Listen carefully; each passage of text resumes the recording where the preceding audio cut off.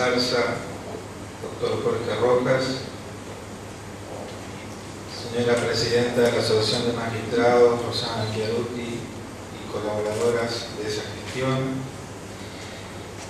doctor Rodrigo Sinarupi, presidente del Colegio de Abogados, doctor Miguel Iturrieta, responsable del Distrito Jurídico de la Cámara de Representantes, señora decana de la Facultad de Derecho Católica de Posadas, señores jueces, abogados, público en general. Cuando se nos planteó la posibilidad de que desde el centro podríamos acompañar esta presentación, realmente no pudimos disimular el orgullo y la gratitud de que se nos distinguiera con esto, no solo por la calidad del doctor Alvarado Belloso, sino por la novedad que implicaba que un misionero pudiera haber aportado en esta obra, no menor, lo que normalmente nosotros venimos reclamando en todos los órdenes de mejoramiento de las instituciones y en especial del Poder Judicial, que es siempre respetar esa cuota de pertenencia, de localismo, que muchas veces se ignora en normas a veces previstas desde algún lugar de estudio, pero que de ninguna manera bajó a la realidad local para contemplar. El derecho no puede permanecer seguramente sin acompañar los profundos cambios que hoy vive el mundo y el siglo XXI en especial. Ya no es posible pensar en el país. Siempre uno tiene que pensar en el país en función de la región y en función de esta globalización que inexorablemente condiciona la convivencia mundial. Y en especial no perder de vista esto de que el centro del derecho es el ser humano y que por sobre todas las cosas el marco que no debe perder de ninguna norma es seguramente tanto la Constitución que rige en un país, sino también aquellos tratados que hoy ya son ley nuestra y que están dirigidos directamente a asegurar los derechos humanos. No existe la posibilidad de pensar en un juez, sino en un juez comprometido en ese contexto social, que incluso se anime a declarar inconstitucional la ley cuando desconoce esos derechos mínimos indispensables para la convivencia y el desarrollo de la comunidad. Por eso la obra del doctor Alvarado Belloso cobra mayor resplandor, porque justamente avanza desde la teoría hacia la norma, pero no se queda tampoco ahí, sino que permite, desde un enfoque incluso docente, poder abrir y disparar debates abiertos, plurales, que puedan enriquecer permanentemente esta tarea de acompañar la dinámica del derecho. El doctor Alvarado Belloso ha logrado lo que a lo mejor casi todos los hombres aspiramos alguna vez, es decir, a trascender, y no solamente a trascender los límites del país. Yo le contaba que durante muchos años, y desempeñándome en otro sitio de la vida pública, había comprobado en otro país no solamente el respeto como profesor, como maestro de derecho, sino como caballero de bien, que había logrado sembrar en países de América Latina, y en especial me refiero a nuestros hermanos del Paraguay. Y obviamente que esto no lo logra cualquiera, porque evidentemente el carisma es propio de la personalidad, y evidentemente a los lauros de estudioso y de investigador seguramente debe haber agregado ese don de gentes que le ha permitido ya trascender en otra etapa de la vida del ser humano. A esto agrego y resalto el orgullo de que el doctor Juan Marinoni, colaborador y trabajador, un misionero y estudioso, haya podido insertar en esta obra este enfoque que nos va a permitir a los abogados y a los jueces poder encontrar en esta obra seguramente no solamente la fórmula para mejorar desde nuestro lugar de trabajo la justicia, sino también el acicate para poder no quedarnos y seguir siempre en el necesario planteo de proponernos que nunca estemos conformes con lo que tenemos, sino que vamos por más. Por eso, realmente, y antes de darle la palabra a nuestros ilustres visitantes con la finalidad de presentarnos la obra, quiero agradecer especialmente al doctor Alvarado Belloso por ese acto de desprendimiento y de colaboración que tiene hacia la provincia de Misiones, y decirle que le puedo asegurar que seguramente es la primera vez que está en este ámbito, pero no la última. Contamos desde ya con la colaboración no tanto del maestro, sino también del amigo. Y en función de esto, me gustaría conceder la palabra a nuestro coterráneo, a quien me pongo a escuchar para que nos cuente ya directamente sobre la obra. Gracias.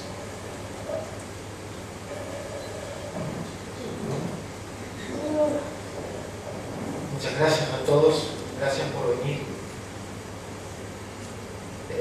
Fundamentalmente al señor ministro del Superior Tribunal de Justicia, a los demás jueces, magistrados, funcionarios del Poder Judicial, las autoridades de la Cámara de Representantes, el señor presidente del Colegio de Abogados,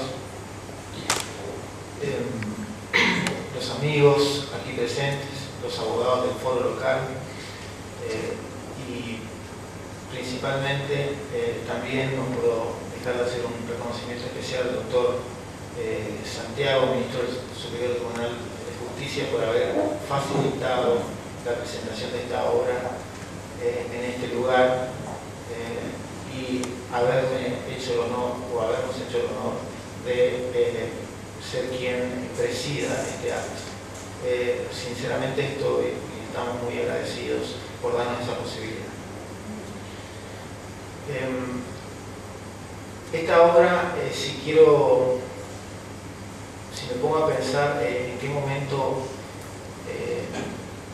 decidí encarar este trabajo,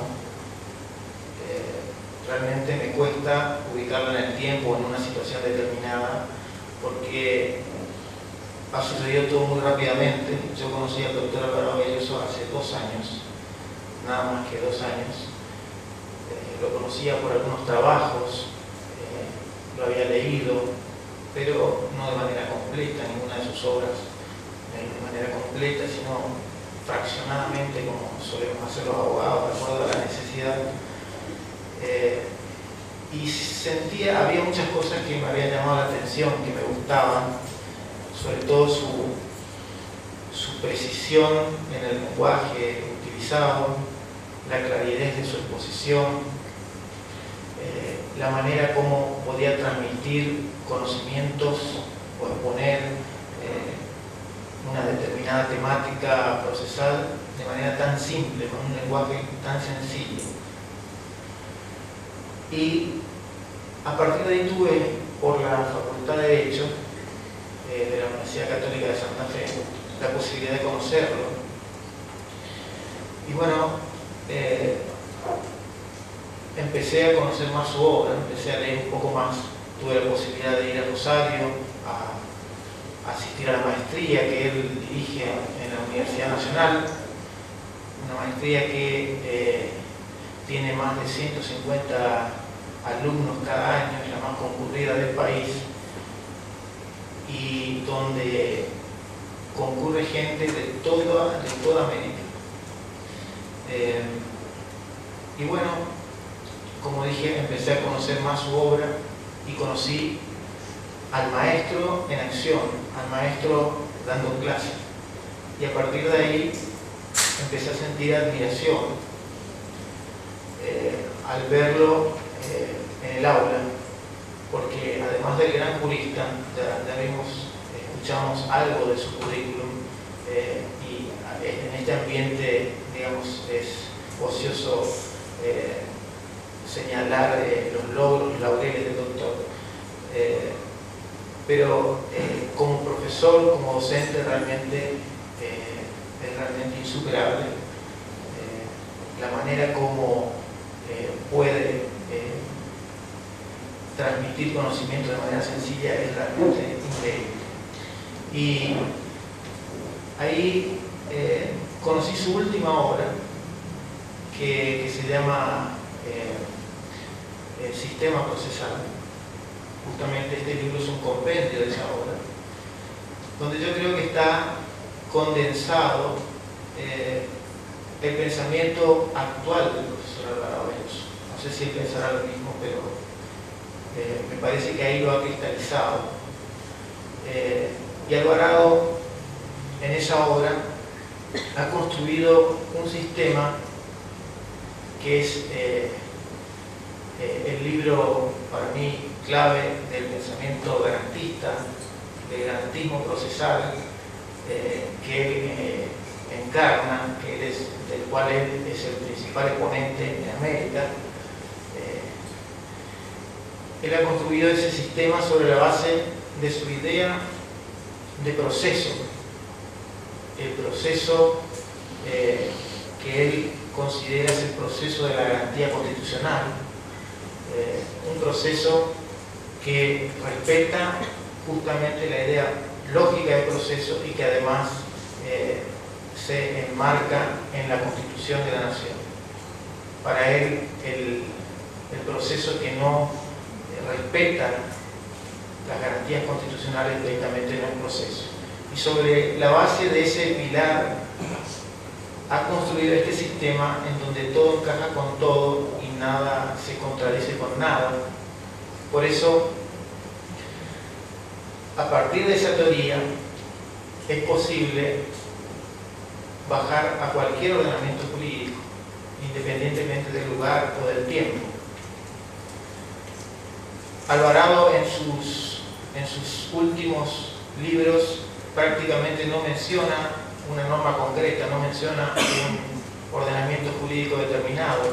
Es teoría procesal, teoría general del proceso, desprovista prácticamente de normativa concreta. Y justamente este libro, que por ahí me preguntan si era un código comentado, yo quiero decirles que justamente no es un código comentado, es a la inversa. En vez de hacer teoría a partir de la norma, es al revés. Es teoría procesal con referencias específicas a una normativa concreta. Cuando tuve la posibilidad, se lo planteé, porque quise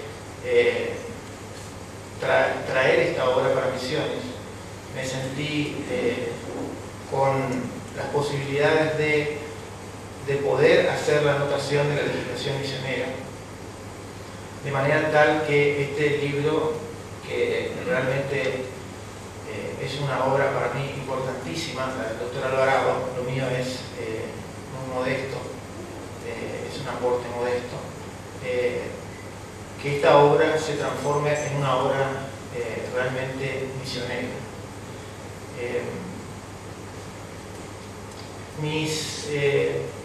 Mi trabajo concretamente ha consistido en consignar, a medida que el doctor va tratando cada uno de los temas propios de la materia de derecho procesal, la norma procesal misionera, es decir, la constitución de la provincia, por ejemplo, o el código procesal con el artículo específico, o la ley orgánica, o inclusive el reglamento del Poder Judicial. Y en algunos casos, cuando creí conveniente explayarme sobre el tratamiento legislativo de una determinada figura, mis comentarios se han agregado en el libro con un margen mayor y con una letra más pequeña. creo que en este sentido la obra es un tanto novedosa y puede ser una herramienta más para el profesional, para el operador del derecho, para lograr el conocimiento cabal de una determinada figura procesal o de un determinado instituto procesal. De igual modo, como los códigos procesales comentados ayudan, esta obra podría aportar para lograr ese conocimiento que todos pretendemos por ahí de una determinada figura. Esta obra llega para mí, por causa del azar, en un momento importantísimo, porque hace muy poco tiempo la Cámara de Diputados, a través de su presidente, el ingeniero Rovira, suscribió con el Poder Judicial y específicamente con el Centro de Capacitación y Gestión un convenio en donde lo que se busca es generar actividades como para lograr una mejoría o generar ideas para mejorar el servicio de justicia. Y creo que el pensamiento de Alvarado no puede ser soslayado, independientemente de que por ahí se compartan o no se compartan algunas cosas. Siempre Alvarado, cuando se decide en un determinado sentido, lo hace fundadamente, con todo el peso de su trayectoria, de su autoridad jurídica. Y creo que viene bien en este momento que se pueda tener en cuenta o se pueda tener a disposición esta obra para cualquier modificación o cualquier proyecto que pueda generarse en el ámbito de la provincia. Yo aspiro, por mi parte, por un lado, a contribuir en alguna medida a difundir el pensamiento del hombre que admiro mucho, el profesor Alvarado, aunque sea en alguna medida. Y considero que esta obra, si así fuera, si en alguna medida en Misiones el pensamiento de Alvarado es aprovechado en concreto, ese objetivo se habrá logrado. Ojalá sea así, o ojalá los misioneros incorporemos las ideas, las enseñanzas de este gran jurista argentino y podamos aprovechar las cosas que hace más de 50 años viene enseñando en la cátedra. Muchísimas gracias. Señor director, con su venia. Señores magistrados, mi decana, señores y señoras y señores, me han pedido que diga dos cosas. ¿Qué es esto? ¿Y qué es eso del garantismo procesal? Me vuelvo las dos veces y me piden que lo explique, cosa que haré con mucho gusto, pero antes les ruego tener la piedad de permitirme unas precisiones intimistas que siempre son previas. Esto que está acá hablando es la encarnadura de un milagro, que es el soportar las emociones que produce actos como este. Estoy en el Poder Judicial de Misiones, mi casa. Yo soy un juez jubilado con exactamente 34 años, 6 meses y un día en el Poder Judicial, que no es poca cosa. Y un día decidí hacer otra cosa y hice una abogacía bastante intensa y en los últimos años me estoy dedicando casi con exclusividad de la academia. Y este acto de hoy es como un bautismo. Es un hijo. Y los oficiales es la cosa no más importante del lugar, el director de los ministros de la Suprema Tribunal. Y eso solamente quien está sufriendo los embates de estas emociones que hasta me impiden hablar correctamente. Pero les agradezco mucho esto. Nunca he tenido una presencia majestuosa, suntuosa como la que tengo hoy, ni un futuro inmediato con la reunión que esto tendrá. Muchas gracias al Centro de Capacitación. Estoy encantado de estar en Misiones, sobre todo después de tantos años. Yo vine acá muchos años atrás, cuando un prócer judicial misionero, hablo del doctor Lapugnani, a la sazón presidenta del superior, era un hombre que tenía un juez por vocación y un procesalista por elección. Entonces nos hemos encontrado en varios congresos de derecho procesal en la década del 60, estoy hablando de 50 años atrás. Y yo había ido en el año 69, el primer encuentro procesal del litoral argentino. Ahí apareció Lapugnani con otra gente de Misiones, tomó la idea, hicimos 2 años después un encuentro acá en Posadas, que él lo presidió, llegamos a Corrientes, estuve con esta señora 2 años después, y terminó en Bahía Blanca, que fue el cuarto encuentro litoral allá. Bahía Blanca no era muy litoral, que digamos, tuvimos que decir que era litoral marítimo.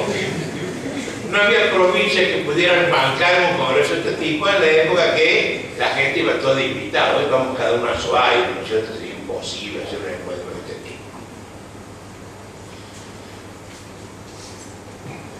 Con los años me perdí lo perdí a Lapugnani, me perdí Misiones, hasta que descubrí la Universidad Católica de Santa Fe. Y entonces, gracias a Chazuri de Gano, empezamos a hacer un curso primero en la Católica de Santa Fe, después dice, ¿no quiere que hagamos algo en la extensión de Posadas? Bueno, era decirle al que le gusta el dulce, aquí tiene un alfajor.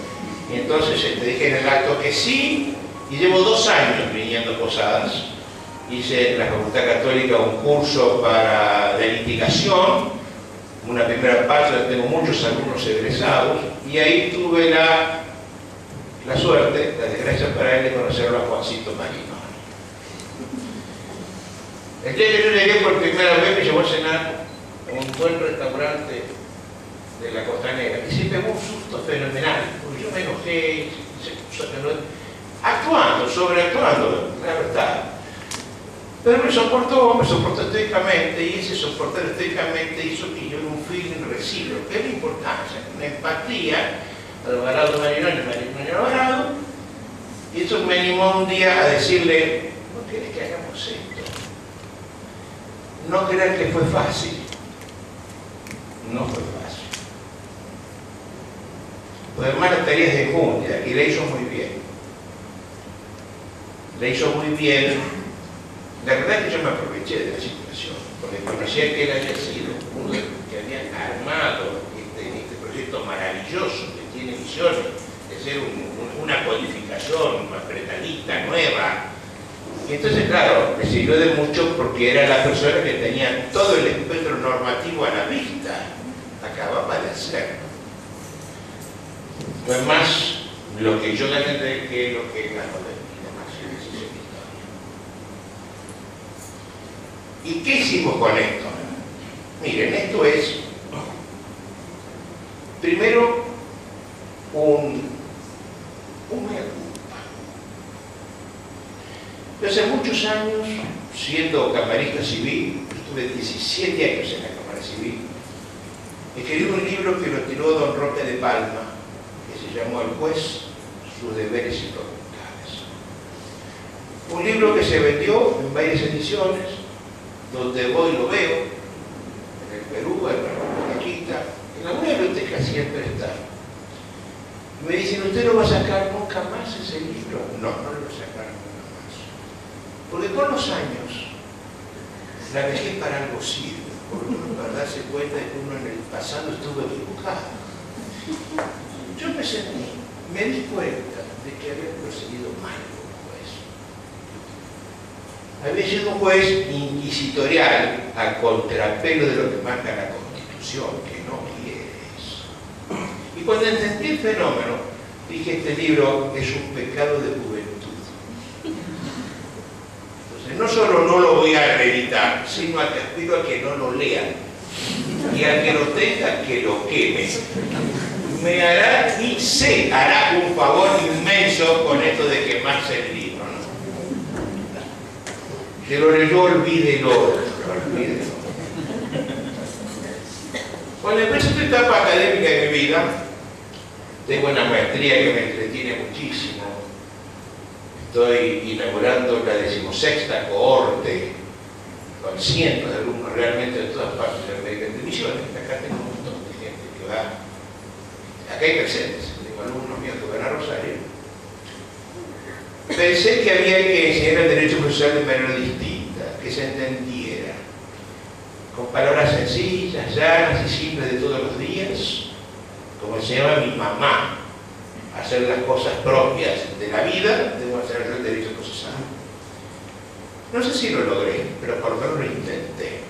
Y hace algunos años, cuando empecé esto de la academia, siendo todavía juez, no tenía mucho más tiempo para escribir, por supuesto, porque podía gobernar mi tiempo, cosa que en la abogacía no se puede hacer, porque los plazos los ponen los otros. Lo que hice fue escribir un libro que se llamó Introducción al Estudio del Derecho Procesal. Saqué un tomo, y allí en ese momento de la historia, ejercí la abogacía. Y ya no pude hacer eso. Pasaron varios años, saqué un segundo tomo. Y pasados varios años saqué un tercer tomo. Un día estaba en un camarista que no me quiere mucho, es un abogado amigo, y dice: caramba, tenés un libro tirado en el suelo, y estaba el libro sosteniendo la pata de una silla. Luego coja la silla y para él saca el libro mío abajo. Te lo levanto, y dijo: no, déjalo, que para lo único que sirve un libro de Alvarado. Y esa frase que me gustó mucho, bueno, tiene que ser para que sirva algo más que para sostener silla que está cayendo. Hablo de un procesalista importante de Rosario, con quien soy muy amigo. Y entonces hice esto y terminé ese libro, y por un juez que me dijo: ¿sabes qué? Todos los libros explican la norma. Entonces el juez, cuando entra apurado como el abogado, ve lo que tiene que leer hoy porque está tras 2 años, termina mañana y no puede estudiar todo el tema con antelación, entra a ver el comentario de quien usted quiera, de lo mío comparación, el artículo 245, y de eso, y no lee lo que tiene que leer antes para entender necesariamente lo que dice el artículo, como el comentario este. Eso es una cosa distinta. Escribir el tema y decir si esto no está en la norma. Si está bien o está mal, y si no está, si tendría que estar o no. Me gustó mucho la idea. Y entonces, eso que acaba de halagarme Juan Marinoni elogiándolo, hice un libro que lo llamé Sistema Procesal, Garantía de la Libertad. Sistema, porque es esto, es sistémico. No es sistemático, es sistémico. Donde todo tiene que pegar con todo, donde nada tiene que faltar ni puede sobrar. No es fácil, sobre todo en temas que no han sido correctamente tratados ni en el Código de la Nación, por tanto en el Código de todas las partes, de casi todas las provincias, ni en la doctrina que lo trató. Por ejemplo, el tema de intervención de terceros. Es un tema tabú. Nadie sabe de qué hablamos de la situación de garantía del asegurador. Y un juez lo condena, otro lo perdona, otro le entiende la sentencia, otro se le entiende al revés. Es un caos lo que está pasando. Y eso no puede ser. Después hay que ayudarlo a que haga su difícil tarea de buscar. Entonces me cometí la tarea de hacer un libro que me lo publicó Rubinsal. Son 2 tomos de 1300 páginas.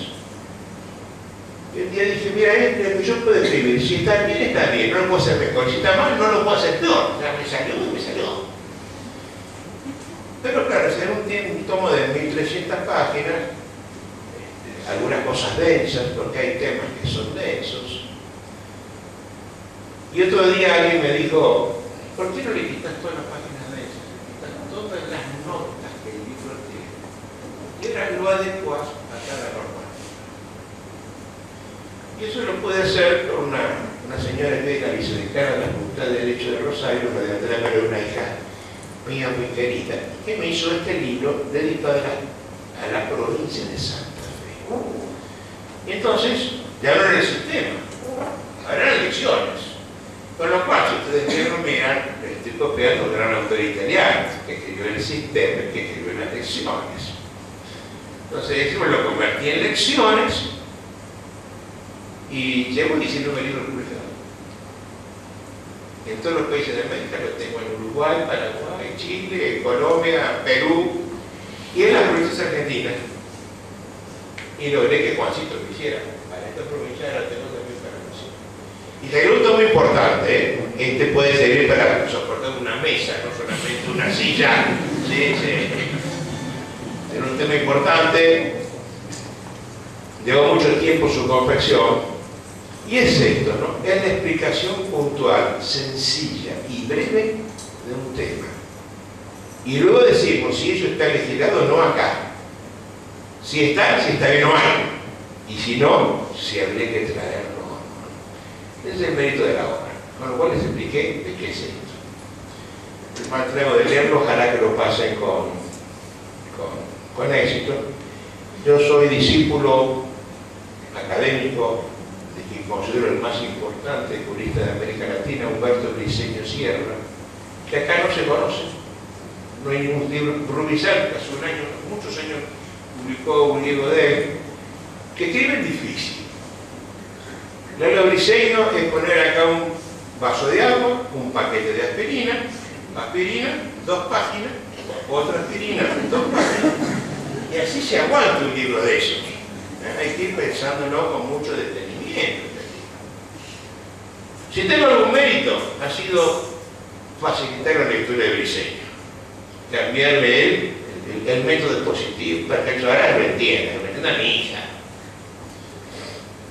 Y esto se llama profesor garantía de la libertad. ¿Por qué creo? Y ahora explico la segunda parte que pidieron. Porque creo que los jueces son los garantizadores de los derechos. Yo he sido un juez inquisitorial, justiciero y buscador de la verdad.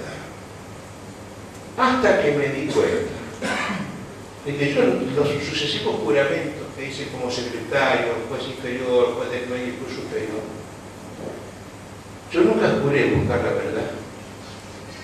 Nunca juré hacer justicia en el caso concreto, sino respetar y hacer respetar la Constitución Nacional y las leyes que en sus consecuencias se dictan. Ese es mi juramento. Y creo, a la vez que no lo honré, y respeté la Constitución suprema de hacer justicia en caso concreto. Entonces yo abdico de que yo me aparte de la ley. Quiero ser esclavo de la ley, quiero más permitir ser hombre libre de la virtud de la ley. En las últimas constituciones, particularmente de América Latina, que somos todos países republicanos, estamos trayendo acá la jurisprudencia de los tribunales españoles sin advertir que eso es una monarquía, no es una república. Entonces el tratamiento filosófico de la norma debe ser necesariamente distinto de una república. El hecho de que nos hayamos olvidado de que somos una república. Yo les pido a ustedes que recuerden que cuando Alfonsín en sus primeros momentos presidenciales nos hacía rezar el preámbulo de la Constitución parados en la Plaza de Mayo, el pueblo rezaba no, los representantes del pueblo, nos llenamos la boca con la palabra democracia. O democracia, lo decía don Ricardo, se come, se vive, se educa y se sana. Y nadie advirtió que la democracia en última instancia marca el origen del poder. Y que lo que importa, particularmente en la Argentina, es que somos una república. Así reza expresamente el artículo 1 de la Constitución. La nación argentina es una república. Y luego la calificación de una república.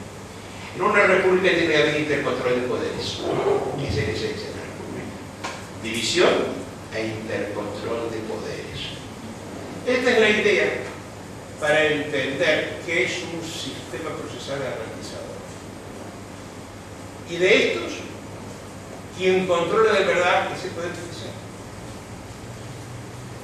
El juez es la figura más importante del sistema jurídico argentino. Quiero que lo entendamos a eso. Si la Presidenta de la República quiere meterse en mi casa, le pide permiso a un juez. Si el gobernador de la provincia quiere meterse en mi casa, le pide permiso a un juez. Si el intendente de Posadas quiere meterse en mi casa, le pide permiso a un juez. Si el juez quiere meterse en mi casa, se mete.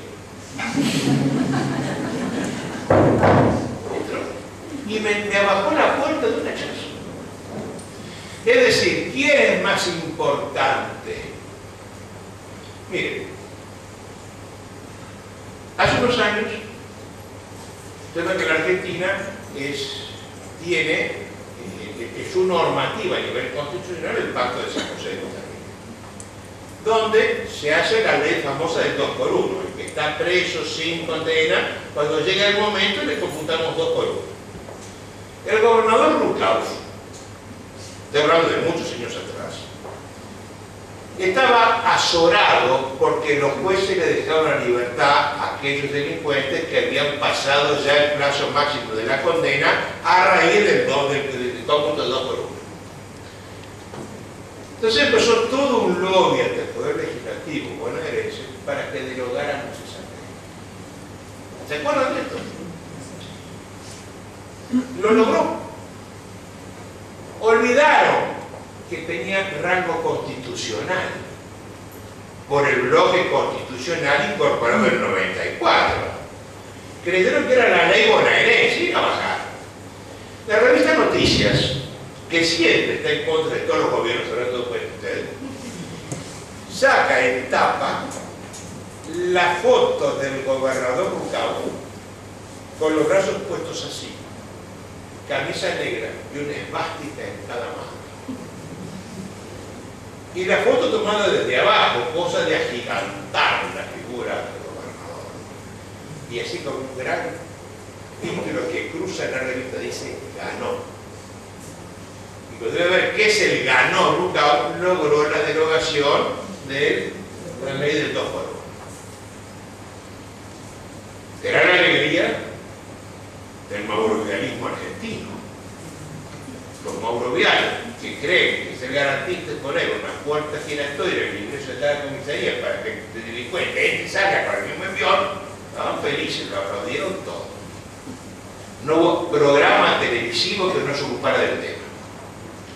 3 días después, una modesta juez de Pehuajó, en la provincia de Buenos Aires, en la quietud y la soledad de la noche, dijo: la ley acaba de ser derogada, no obstante, está vigente en la Constitución, por tanto la declaro inconstitucional a esta norma absurda, y le puso en libertad a 5 personas. A las 72 horas de estar vigente la ley.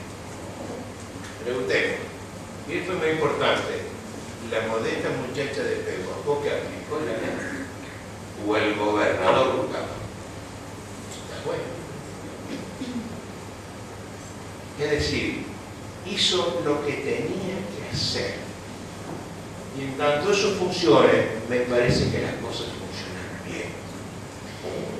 El proceso es una garantía. Ustedes saben que conforme Germán Vidal Campos, por decir algo a alguien, habla de declaraciones de derechos y garantías constitucionales. Las declaraciones que es un país federal. Los derechos, los que me otorga a nivel político, a nivel personal, a nivel civil, tengo derecho a la propiedad, un derecho a otra cosa. Y las garantías son todas reductibles a la palabra proceso. Yo tengo el derecho al proceso, pero el proceso es la garantía de mis otros derechos para que se puedan cumplir las declaraciones de la Constitución. ¿Cuáles son las garantías de la Constitución? Te las da mejor que yo. El proceso, el acceso efectivo a la justicia, el recurso extraordinario, el habeas corpus, el habeas data y el amparo judicial. Todas dos procesos, porque proceso es el amparo, y proceso es la vía data, y proceso es la vía corpus, y proceso es el recurso extraordinario. En tanto hay bilateralidad del instante. Por tanto, si todos son procesos, la garantía es el proceso. Cuento esto porque en los últimos tiempos América está cambiando su régimen constitucional. Ya lo ha hecho Colombia, lo ha hecho Nicaragua, lo ha hecho el Perú, lo ha hecho Venezuela. Y han hecho en la constituyente una suerte de ranking de derecho constitucional. Algunas lo dicen expresamente, como en Nicaragua, y otras no, simplemente colocan el derecho en un cierto orden. Primero es el más importante, el que le sigue el segundo, el que le sigue, así sucesivamente. Como hacemos nosotros en las excepciones dilatorias. La primera es la incompetencia, que es la que resuelve antes que la falta de personería. Pues si soy incompetente no puedo resolver lo otro. Hay una lógica en el planteamiento de la ley.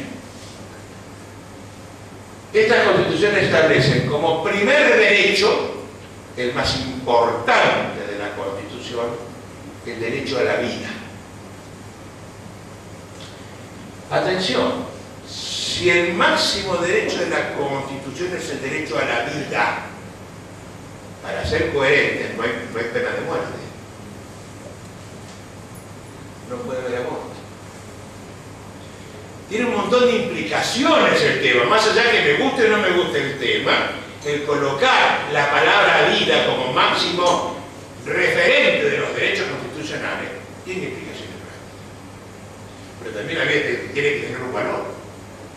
Es el máximo valor. ¿Cómo va a tener valor económico? Y hoy, ustedes saben que para el hombre no productor de bienes, la vida no vale nada. Porque esto no se cobra iure hereditatis, perdón. Nosotros no tenemos ese derecho. Nuestra constitución, la constitución burguesa, el derecho más importante es el de la propiedad. Me dirán, oiga, sí, pero está implícito, ¿no? El derecho a la... Está bien, pero lo que está implícito es opinable. ¿Hasta dónde? ¿Cómo? ¿Cuándo? Vamos a opinarlo, vamos a discutirlo. Después de la vida, el derecho que sigue es el derecho a la libertad. Derecho que tampoco tenemos los argentinos a nivel constitucional. Me dirán de nuevo, sí, es obvio, ¿no? Los pactos, lo que quieran, pero no está en el texto de la Constitución, y por tanto lo discuto, lo contesto. ¿Con qué explicación? Me la dio un viejo político nicaragüense. Oiga, señor, pero es que la vida sin libertad no merece la pena de ser vivida.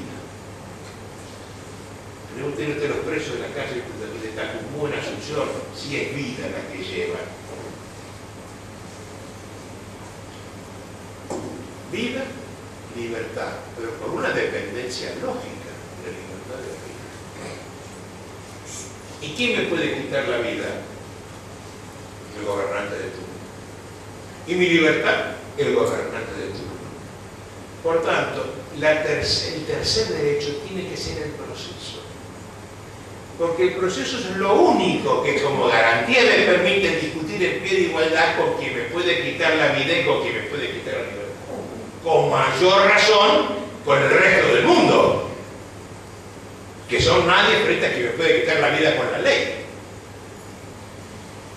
¿De dónde resulta que el derecho más importante a nivel jurídico, superada la vida, superada la libertad, es el proceso?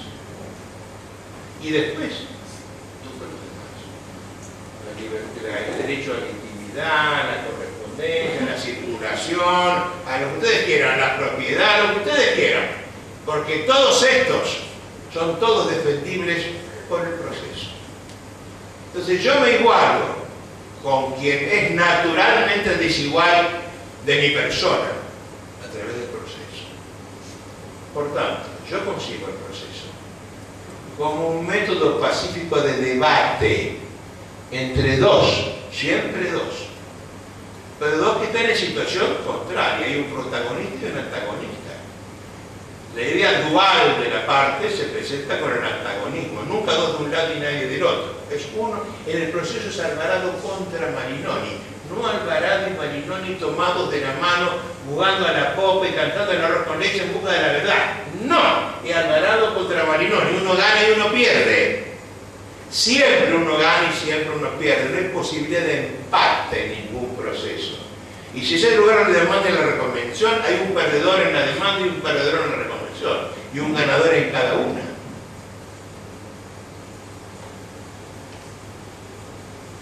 Ese proceso en las leyes argentinas, ese es el proceso de la Constitución. La Constitución, ustedes han visto que no define, primeramente la Constitución no pone el sintagma debido proceso. No lo advertimos. Nos llenamos la boca hablando del debido proceso y ese sintagma no aparece en la Constitución. ¿De dónde viene? Viene de la quinta enmienda de la Constitución de los Estados Unidos, donde se prohíbe, atención, la Constitución de Estados Unidos es anterior a la Revolución Francesa. La Constitución tiene apenas 7 artículos que indican cómo se maneja el poder. Todos los derechos aparecen por enmiendas. En la quinta, posterior a la Revolución Francesa, le ponen allí el derecho a no declarar en contra de sí mismo, a la igualdad procesal. Dice, nadie puede, decirte la norma, nadie puede ser privado de su libertad, de su vida, de sus bienes, sin el due process of law. Esa es la norma constitucional norteamericana. Due process of law. La palabra due en inglés significa muchas cosas. No solamente debido, significa merecido, anhelado, esperado, aguardado, ansiado, y también la palabra derecho. El primero que hizo esto le puso debido, y nadie entiende qué es el debido proceso. Y les hago notar esto a los señores magistrados presentes. No hay ningún constitucionalista, ninguno. No hay ningún procesalista, ni uno. Ni ningún tribunal en América Latina, empezando por la Corte Nacional, que define en términos asertivos y positivos qué es el debido proceso. Nadie dice, debido proceso es tal cosa. No, definimos por la negativa.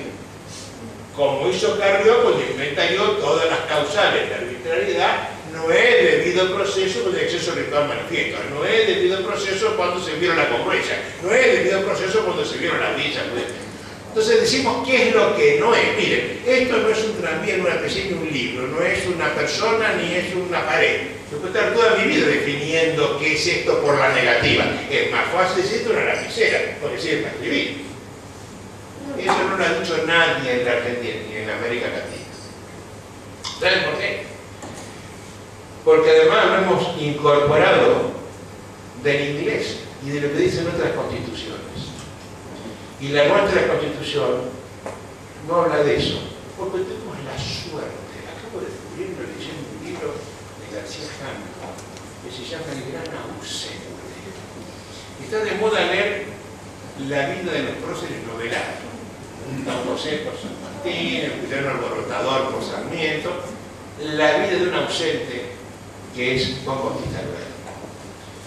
Dice García Hamilton, leyendo sus cartas, que Alberdi no hablaba buen inglés. Y sin embargo tenía que traer del inglés las ideas libertarias contenidas en las enmiendas de los Estados Unidos, que no le volvemos el sistema. Y entonces no supo traducir el due process of law.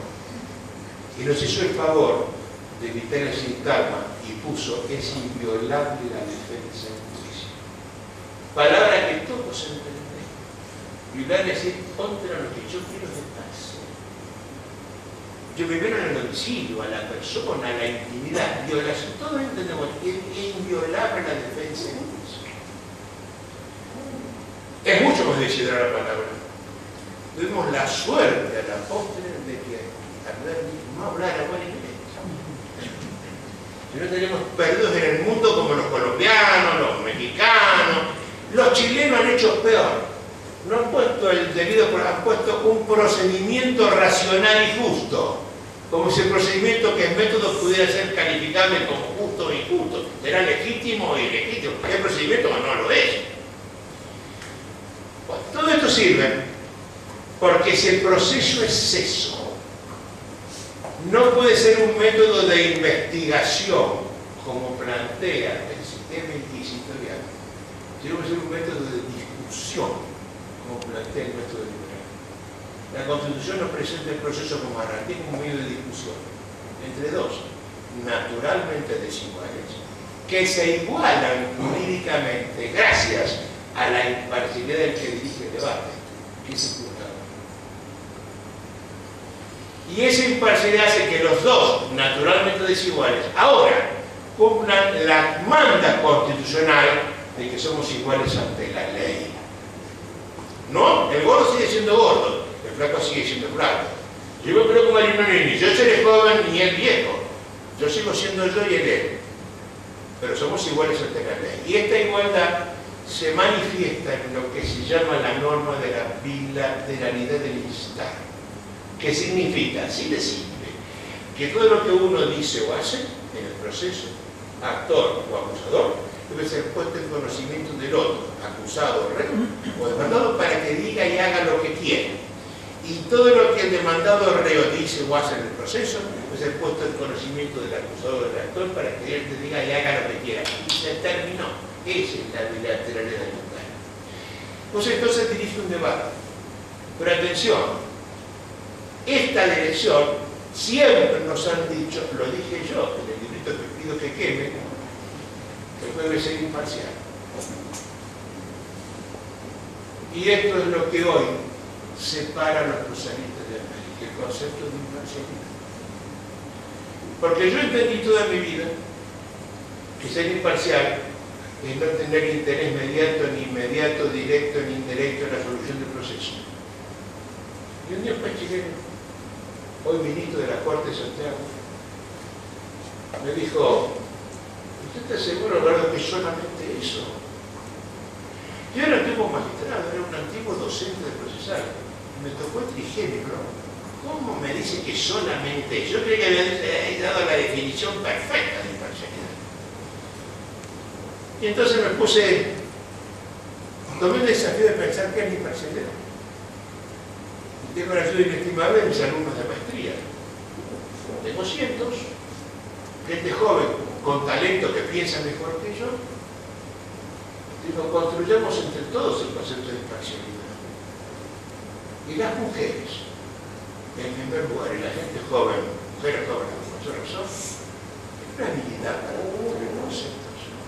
Y no es convencido de mí estar equivocado toda mi vida. Miren, la imparcialidad no es solamente no tener interés, sino tener independencia. Pero no del gobernador de turno que hace lo que todo el mundo mira, es no tener obediencia debida respecto del actor o del demandado, no recibir órdenes de los que están pretendiendo y resistiendo, pero sobre todo es no tener prejuicio. Tener prejuicio significa tener un juicio previo. Yo voy a fachar por lo que sé o lo que pienso sin haber conocer los detalles de los actos. Y todos somos prejuiciosos. Yo también. Hacerme ustedes también. Hay gente que tiene prejuicios sociales, raciales, sexuales, de todo. Hay gente que no le gustan los negros, hay gente que no le gustan los gays, y gente que no le gusta el partido político contrario. Y los de central no quieren los de Yul. Con lo cual, le estoy pidiendo al juez que en el momento de fallar cometa el acto heroico de despojarse del prejuicio. No es lo difícil que es. Hoy le contaba a los chicos de mi curso, decía Ortega, yo soy yo y mis circunstancias. Y siempre digo lo mismo, ¿no? Respecto de mí. Yo, Adolfo Alvarado, soy yo, esto que está acá. Y la leche de su mamá, que me forjó. Y me dio la base que terminé siendo. Y soy el primer reto de mi papá. Y la maestra de la cual me enamoré cuando tenía 7 años. Y el profesor que me marcó toda mi vida en la universidad porque me deslumbró con su pensamiento. Y la mujer que me acompaña. Y mi divorcio, y mi separación, y mis hijos, y mis nietos. Todo esto que soy yo en este momento, y fallando este asunto concreto hoy, y soy una persona distinta de lo que fui ayer, hace 2 horas, sería 2 horas más tarde. Y no me despojo de todo esto. Parecería que no es por la moneda constitucional. Dicen, oye, yo le admiro a los jueces porque tienen el heroísmo de fallar de esta forma. Por lo tanto, la imparcialidad propiamente dicha que somos una independencia. Le sumo una palabrita más, que no lo inventé yo. Es un invento de Goldschmidt, de James Goldschmidt.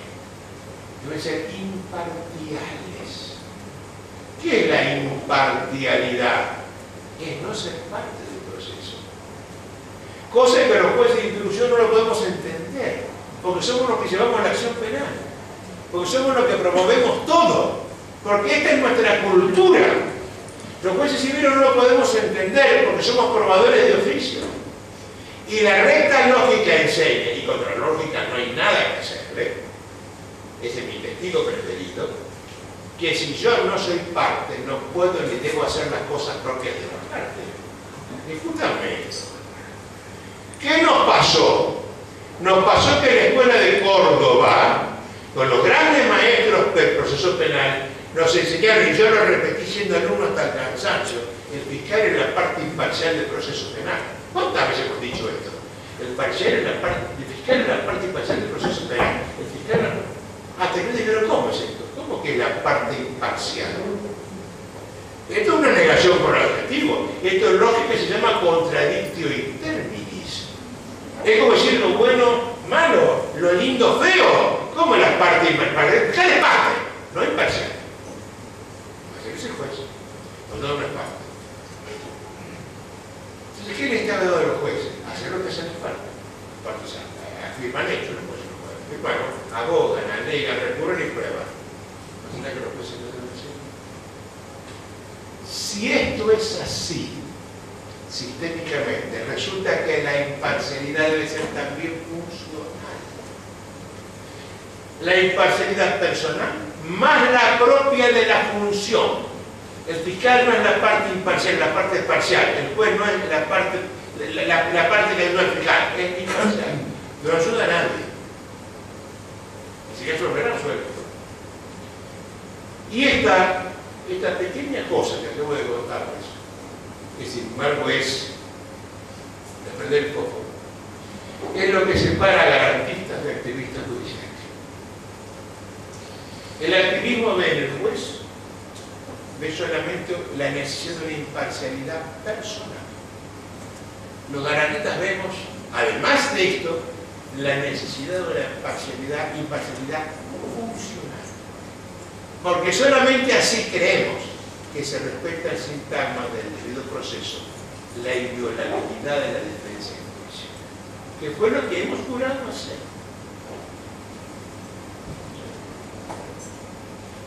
No sé si lo expliqué adecuadamente. Podrán ustedes compartir o no, que es parte de nuestra libertad. Pero no me negarán que los haré pensar. Y el lema de un buen docente debe ser hacer pensar a la gente. Mostrar caminos. Usted tomará el que quiera, yo tomaré el que yo quiera. Entonces, con respeto, guardando los disensos adecuados y conversando. Esto es lo cual somos tan reacios los argentinos a dialogar, a conversar. Esto no son sumas de monólogos, son diálogos. Tal vez logremos tener la mejor justicia que todos anhelamos y que no podemos lograr. Estoy convencido de que la Poder Judicial está en crisis, pero está en crisis hace 40 años. Y no salimos de la crisis. La palabra crisis significa cambio, pero cuando el empleo, hablando de la crisis de la justicia, hablo de la crisis demeritante, de un cambio que nos va para mal. La gente no está contenta con los jueces. Dice, los jueces, ¿cómo que los jueces? Habrá un juez, pero No, jueces de ninguna manera. La absoluta mayoría es gente de bien. Yo no tolero eso, hacer generalizaciones de ese porte. Pero no puedo desconocer que el hombre de la calle prefiere 1000 veces el peor de los arreglos que esperar una sentencia que puede no llegar nunca, y si llega puede llegar retaseada hasta el hartazgo. Y entonces hemos perdido la confianza del pueblo. Y esto no es novedad. En 1940 Alberto M. Justo hablaba de la desconfianza del pueblo hacia la judicatura, un pequeño librito que fue bestseller en la época, y han pasado 70 años y seguimos con lo mismo. ¿Y qué hemos hecho? Los activistas han querido profundizar, cambiar el sistema a partir de la norma que tenemos, profundizar lo inquisitorial. Y para esto un partido, me parece a mí, de uso finto, han dicho el proceso constitucional es ineficiente, con lo cual han dicho que es ineficiente lo constitucional. Me parece a mí que las antípodas de la ineficiencia es la eficiencia y de la constitucionalidad la inconstitucionalidad. No puede ser yo que vengo. Algo está mal acá. Y entonces hemos creado nuevas instituciones. Que correctamente las enumero. Las explicaré algún día si les interesa. Las cargas dinámicas probatorias, que significa romper las reglas del juego después que el juego terminó y apartarse de la ley. La media anticipada, que significa romper el proceso que rompe la audiencia previa.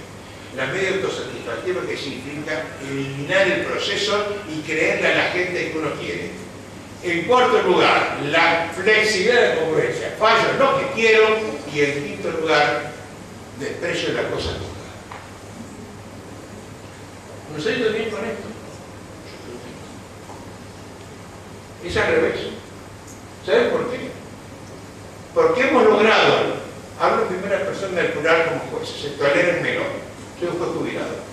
Hemos logrado que no solamente el pueblo descrea en nosotros, ahora la abogacía seria descree de los jueces. Y esto es muy grave. No tenemos la confianza de los abogados, no tenemos el respeto de los abogados. Yo siempre digo, mira, esto no va. Si vos me demostrás a mí que cuando un juez pasa por la calle la gente me aplaude. Cuando estamos en un bar y entro yo como juez, los abogados se ponen de pie. No por respeto a mí, por respeto a mi investidura judicial. Si es así, si la gente cree que es mejor esperar la sentencia como el arreglo, yo estoy equivocado. No soy necio y quiero reconocerlo. Pero si cuando paso por la calle la gente no me aplaude, si cuando entro al bar nadie se pone de pie y se hacen los que miran fotografía,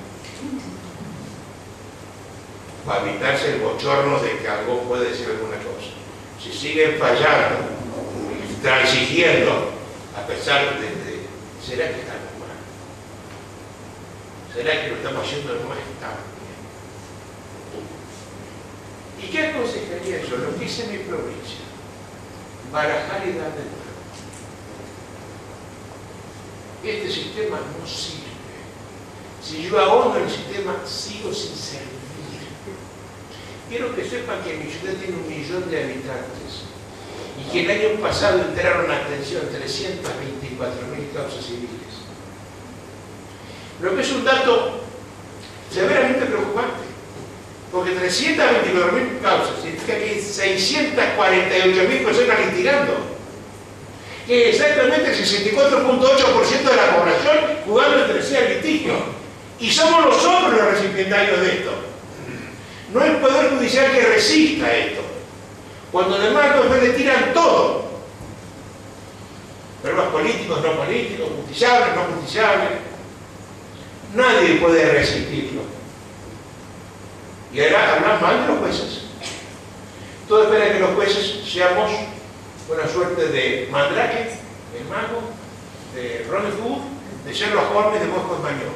Es imposible. El hombre tiene su distinta actividad en el mundo. Me parece a mí que el mundo va a pasar, está pasando en lo penal, donde así se acepta, por el acogimiento legal del sistema acusatorio, que es el que quiere la Constitución. En otras palabras, esto se mejoraría, tal vez. Si sigo con esto, ya sé que no. Pero tal vez se mejoraría si constitucionalizo el proceso. Para lo cual habrá que apartarse del sistema inquisitivo, después es un investigador nato, y adoptar el sistema acusatorio, después es un director de debates. Que es a lo que está atendiendo hoy el sistema acusatorio. Yo sé que estoy lejos de agotar el tema, tendré que explicarles qué es el sistema inquisitivo y qué es el acusatorio, pero sé que estoy a punto de agotar la paciencia de todo. Así que les agradezco el tiempo que me han regalado, este homenaje que han hecho con mi libro. Gracias a Misiones por haberme tolerado en esta tarde y gracias a los jueces por haber estado presentes en este encuentro conmigo.